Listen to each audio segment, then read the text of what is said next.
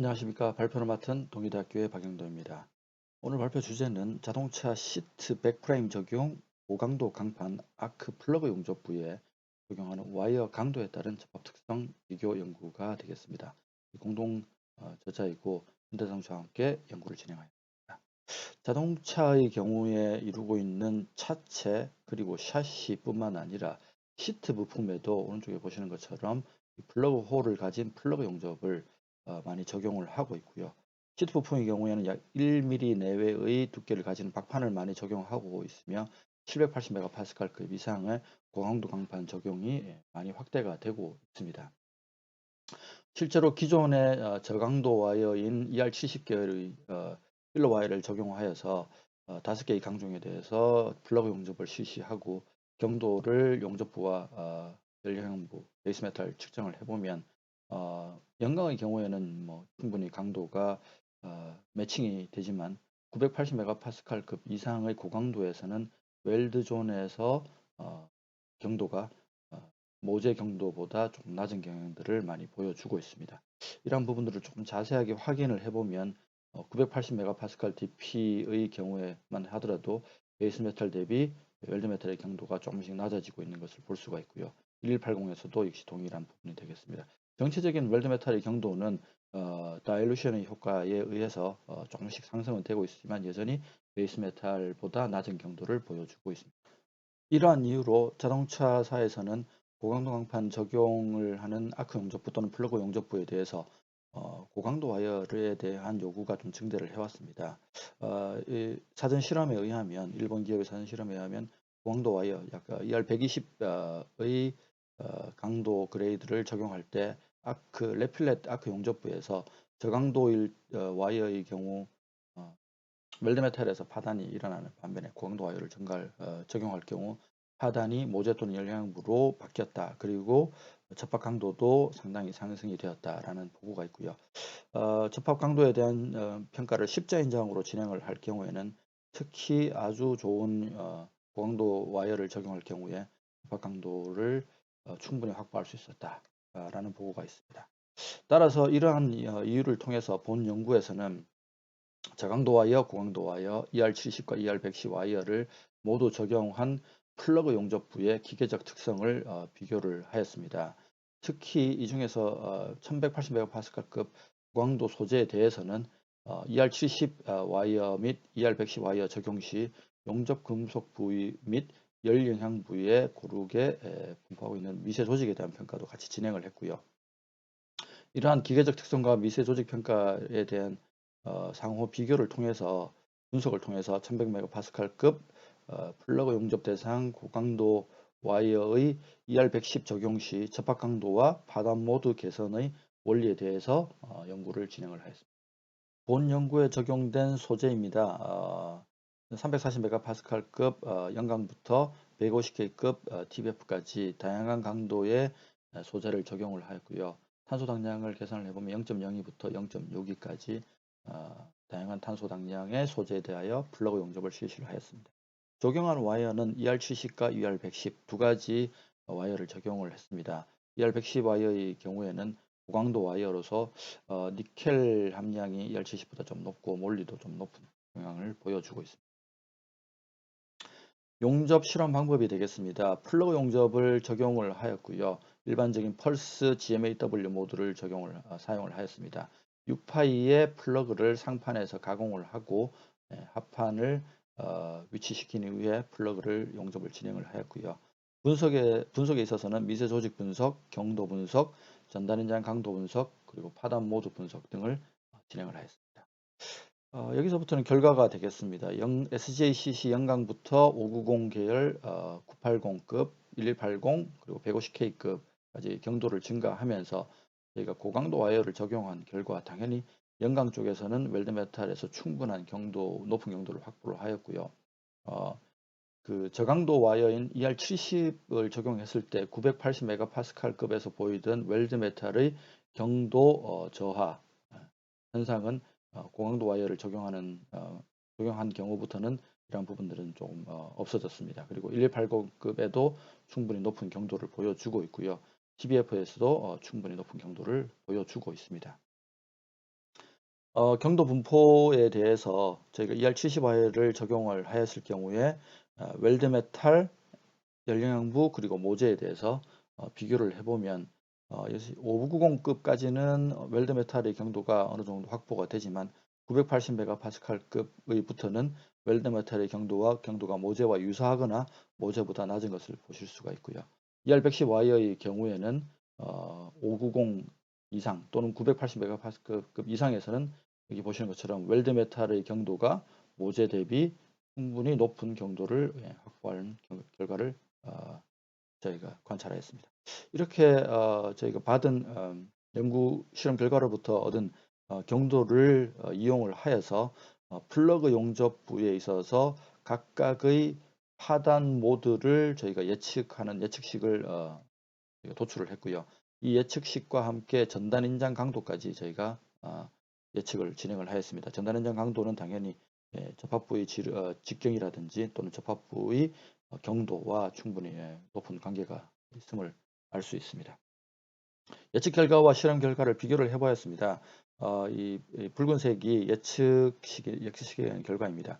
소재 강도에 따라서 플러그 용접부의 접합 강도도 당연히 증가를 하는 것으로 예측이 되었고 실험 결과에서도 유사한 결과를 보여주었습니다. 파단 위치의 경우에도 대부분 고강도 소재에 대해서는 플러그 용접 시 웰드메탈에서 파단이 발생을 한다는 예측이 되었고요. 실험 결과에서도 동일한 결과가 도출이 되었습니다. ER110 와이어 고강도 와이어를 적용할 경우에 예측식에서는 980메가파스칼급부터 웰드메탈 파단이 아닌 열량항부 쪽으로 파단이 이행될 거라는 예측이 되었고요. 실제 실험 결과에서도 대부분의 파단이 콜스그레인 힐리백존으로 파단이 이행이 되었습니다. 전단인장 접합 강도에 대한 이러한 예측식과 실험식의 차이는 아무래도 노치 접합부의 계면에서 노치 효과에 의한 부분은 예측식에서 반영이 되지 않았기 때문으로 사료가 됩니다. 전단연장 강도의 결과와 함께 ER70과 ER110에 대한 저희가 어느 정도의 개선 효과가 있는지 확인을 해보니 최대 590급 그레이드에서는 7% 증가 효과가 있고요. 150K급에서는 한 3.4% 그래서 평균 한 4, 5% 정도의 접합 강도 증가 효과가 있다. 고강도 와이어를 적용할 때라고 말씀드릴 수 있겠습니다. 이렇게 ER110 계열의 고강도 와이어를 적용한 플러그 용접부에서는 5% 내외의 전단인장 강도 향상 효과가 있다라는 결과와 함께 굉장히 중요한 결과로서는 고강도 ER70 계열의 저강도 와이어의 경우 고강도 소재에 대한 플러그 용접부는 대부분 파단이 웰드메탈에서 파단이 일어난 반면에 ER110계의 와이어를 쓴 플러그 용접부에서는 파단이 홀스그레인 힐리백존으로 파단 이행이 변경이 됐다는 것이 중요한 사실이 되겠습니다. 이러한 부분들을 실제 파단면을 통해서 살펴보시면 강도 증가 효과와 함께 ER70 저강도 와이어의 경우에는 첫 번째 노치를 따라서 그 균열이 웰드메탈 쪽으로 진행하면서 하부 판재의 웰드메탈로 이행이 되는 것을 볼 수가 있고요. ER110 고강도 와이어를 적용한 플러그 용접부의 경우에는 대부분 웰드메탈 쪽으로 파단이 들어가지 않고 열령향부에서 그대로 균열이 귀결되는 현상을 볼 수가 있겠습니다. 이걸 모식도로 잠시 보시면 전단연장 시험 시 로딩이 걸리고요. 대부분 접합 계면의 노치에서 스트레스 컨센트레이션이 발생을 하게 됩니다. 이에 따라서 첫 번째는 웰드메탈 저강도 와이어에게는 웰드메탈 쪽으로 파단이 진행되고 고강도에게는 열향부로 파단이 진행이 되면서 원주 방향으로 파단이 이행된 이후에 최종적으로는 상부 판재에서 모든 하중을 다 바치고 있기 때문에 아주 열악한 하중 로드 컨디션, 응력 컨디션임에 따라서 웰드 메탈로 대부분 파단이 완료가 되게 됩니다. 이러한 기계적 특성들은 당연히 미세 조직과 관련이 있다라고 생각을 할 수 있겠죠. 그래서 저희가 ER70, ER110에 대한 와이어를 적용한 웰드 메탈에 대해서 저희가 미세 조직을 좀 분석을 해 보았습니다. ER70의 저강도 와이어의 경우에는 보시는 것처럼 65% 정도가 시큘러 페라이트로 구성이 되어 있고요. 나머지는 이제 35%의 그랜반드 페라이트로 고온 편ten성들이 좀 주로 많이 보이고요. ER110 고강도 와이어를 적용할 경우에는 시큘러 페라이트가 한 48%로 좀 감소가 되었습니다. 근데 저온 변태상인 그래놀라 베나이트라든지 로어 베나이트들이 약 50%를 차지를 하고 있는 것을 확인을 하였습니다. 이 ER70 계열의 웰드 메탈의 경우 EBS를 통해서 저희가 구성상을 조금 더 IPF 맵에서 관찰을 해봤습니다. A와 B까지의 미스오리엔테이션 앵글을 저희가 측정한 결과 고감각계 사이에 일부 서브 바운더리 관찰이 되었고요. 그래서 요 조직은 그랜 바운더리 페라이트라는 저희가 결론을 내렸고요. 여기 밑에 있는 A와 B의 경우에는 보시는 것처럼 고경각계의 미스오리엔테이션이 굉장히 좁은 폭으로 존재를 하고 있어서 에시큘라 페라이트라고 저희가 판단을 하였습니다.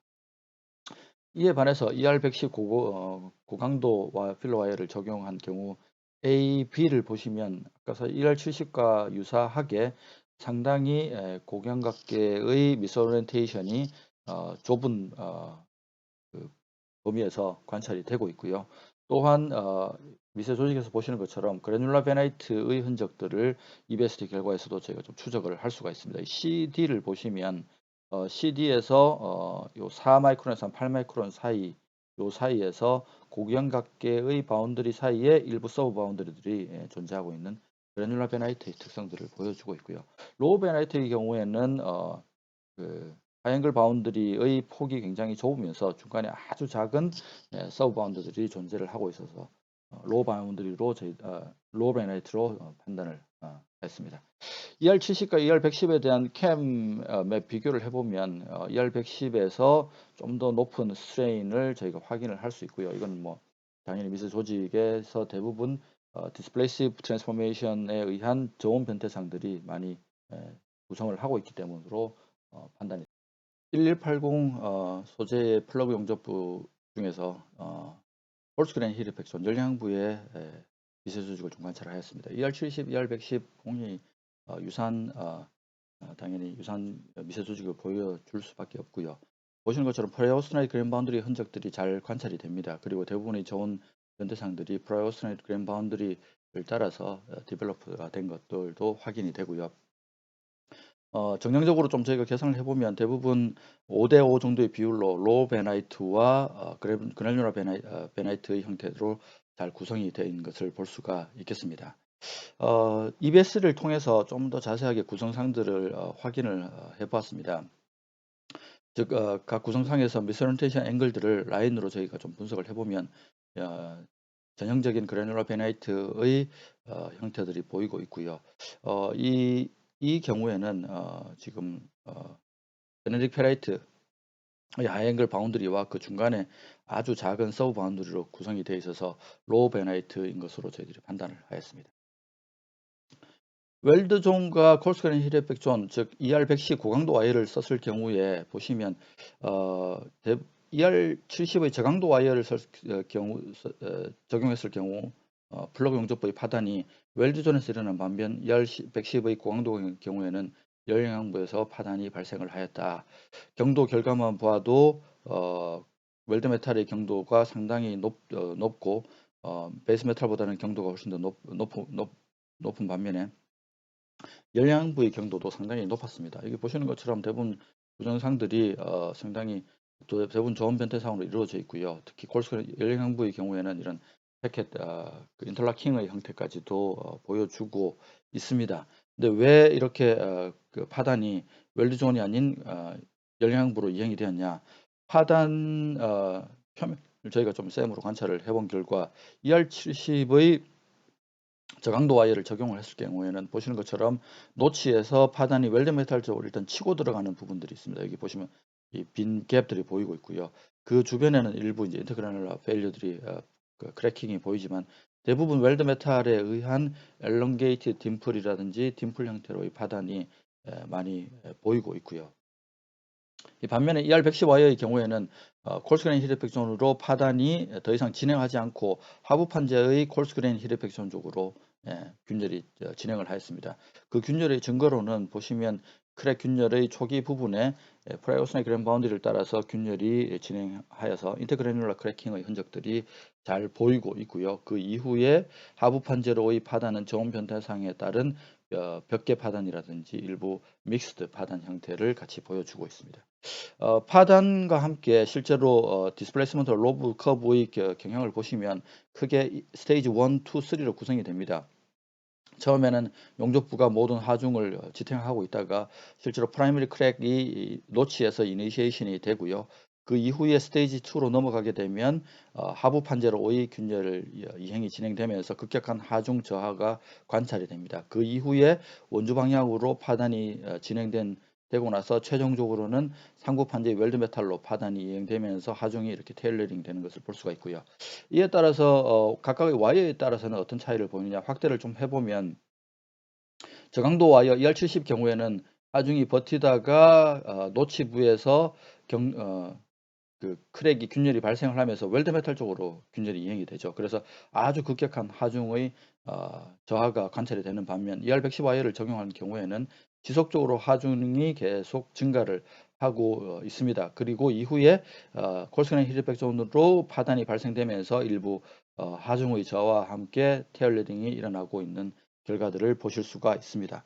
서머리가 되겠습니다. ER110 고강도 와이어를 적용할 경우에 ER 780MPa 이상에서는 높은 경도의 용접 금속의 확보가 가능하였다. 그리고 고강도 와이어를 적용을 하게 되면 플러그 용접부에 대해서 약 4% 이상의 전달 연장 강도 증가 효과가 있으며 파단 위치도 콜스크린 힐백 존으로 변형이 되었다. 이러한 부분들의 웰드메탈과 열향부의 미세 조직을 보면 고강도 와이어에서 대부분 저온 변태상들로 다 구성이 되어 있다는 것을 알 수가 있고요. 그 다음 ER70 와이어를 적용할 경우에는 대부분 용접금속으로 파단이 이행이 된다. 그래서 고강도 와이어를 적용하게 되면 전단 연장 강도 향상의 효과와 함께 파단 모드도 함께 변형이 된다라고 정리를 할 수 있겠습니다. 이상입니다. 감사합니다.